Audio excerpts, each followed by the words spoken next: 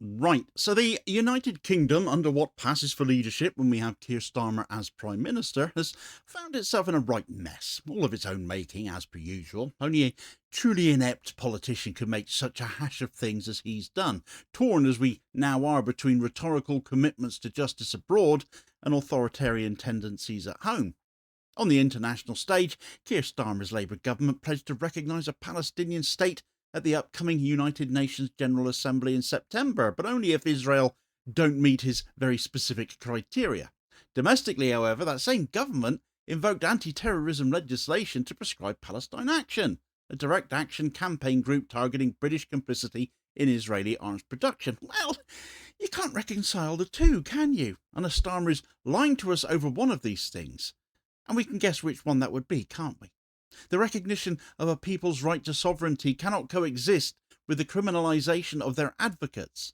And even if Starmer and co can't see this, the law can, with Palestine Action having won the right to a judicial review now.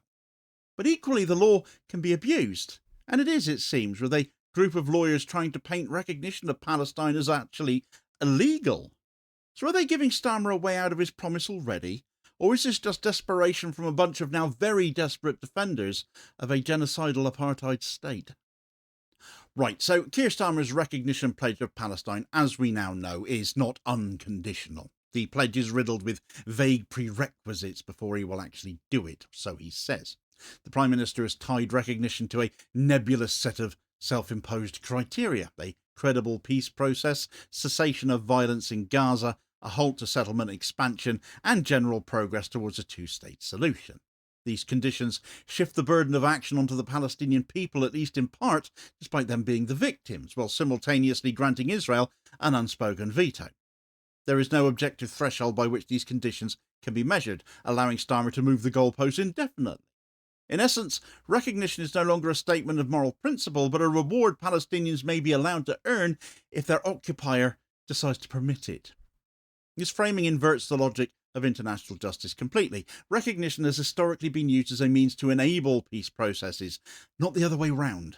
In cases like South Sudan or Kosovo, statehood recognition preceded stability. In the case of Palestine, recognition is deferred indefinitely as a mechanism of denial. This reflects a broader colonial logic in which the humanity, agency, and legal rights of oppressed people are made contingent on their ability to navigate and survive the systems built to destroy them. It is quite sick, it is perverse. But equally perverse, a group of UK legal figures have now sought to provide Starmer, or it could be interpreted as such at least, with additional cover, and certainly what could be argued as such on the face of it.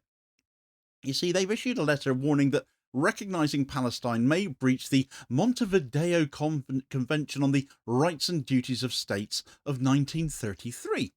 The letter argued that Palestine fails to meet the four Montevideo criteria, those being defined territory, permanent population, effective government, and capacity to engage in diplomatic relations. Given the age of this thing, 1933, and the fact it predates Israel completely itself as a nation state to be recognised in any way, shape or form, when this convention was passed, there was only Palestine. The irony has not been lost on me, shall we say. But of course, Israel had nothing to do with preventing any of this either. These lawyers have truly revealed their desperation here. First and foremost, and most importantly here, the UK is not even a signatory of the Montevideo Convention. It's a Latin American convention. And secondly, the Montevideo criteria has long been treated as flexible, especially in contexts of military occupation and colonisation. If strict adherence to Montevideo were applied universally, dozens of states, including those in the post-colonial global south, would have been denied recognition during their formative years completely. Little surprise this convention was developed by and applies largely to them, in which case. But moreover, many of the legal figures who signed the letter have ties to pro-Israel organisations or political interests themselves. Some have previously represented or publicly supported Israeli state positions, and others have close affiliations with lobbying networks that defend Israeli policies regardless of their human rights record. Rather than offering impartial legal interpretation, their intervention reads more like coordinated advocacy, one that deliberately ignores the precedents set by the UN General Assembly, the ICJ, and of course international recognition of Palestine, already extended by over 140 countries. So are all of them in breach of the law according to these biased lawyers, therefore? I don't think so somehow. The real legal framework relevant here is not Montevideo at all. It is a nonsense. But the Genocide Convention of 1948, of course, the Geneva Conventions of 1949, the Hague Conventions of 1907. The UK is a party to all three of those. Under Article 1 of the Genocide Convention, states have a legal obligation to prevent and punish genocide. That obligation is triggered not by conclusive proof, but by awareness of a credible risk. And we've been aware of that for a long time now. In January 2024, that was provided by the International Court of Justice, who, as we should all know by now, ruled that it is a plausible case of genocide that Israel is accused of now. From that moment forward, the UK's duty to act was immediate and unambiguous, and yet Starmer is giving Israel another month or so to just carry on even further what they've been doing now for the last 21 months. The Montevideo letter is best understood not as an intervention of legal principle, but just as a smokescreen of legalistic doubt, crafted to justify, delay, and appease pro-Israel lobby pressure. It's a tactic of lawfare again, strategically misusing a legal argument to perpetuate an injustice. And nowhere is the contradiction of Starmer's position more apparent than in the proscription of Palestine Action. Almost a month ago now, the government designated the group a terrorist organisation under the Terrorism Act of 2000. This marked the first time in modern British history that non-violent direct action targeting corporate complicity in war crimes was treated as terrorism. It's twisted, of course. That's why it's the first. Palestine Action's principal tactic of disrupting the operations of Elbit Systems, the Israeli arms manufacturer with too much of a UK presence, was framed as a threat to national security. In truth, it was a threat only to the unforgivable ongoing political and economic partnerships underpinning UK complicity in the Gaza genocide. Our pro-Israel and authoritarian government simply didn't like it. Palestine Action's activities have included occupying factory rooftops, vandalising military-linked infrastructure, staging sit-ins to halt weapons and weapons shipments. Paint got spilt, not blood. These tactics, whilst disruptive, certainly criminal, yes, arguably so. That is the point. But they are clearly within the tradition of civil disobedience here in the UK, akin to the anti-apartheid occupations we saw once upon a time, the suffragette property damage, climate movement, blockades of roads. The government's decision to label these actions as terrorism was a disgusting level of overreach, and it seems the law might actually agree with that. You see, the High Court has since granted a judicial review now of this prescription, following a challenge from Palestine Action co-founder Huda Amori.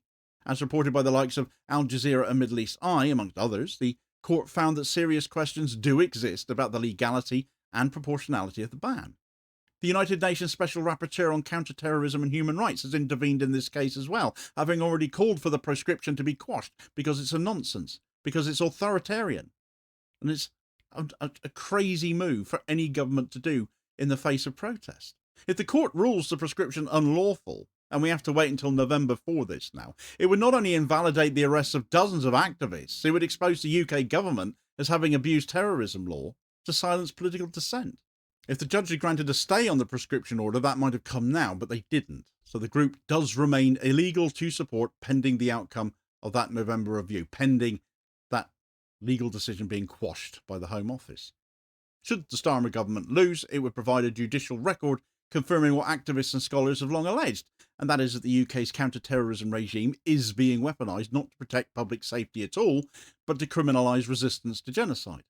It would also strengthen calls for reform of the Terrorism Act itself, which is being weaponised to within an inch of its existence, and for reparative justice for those falsely arrested.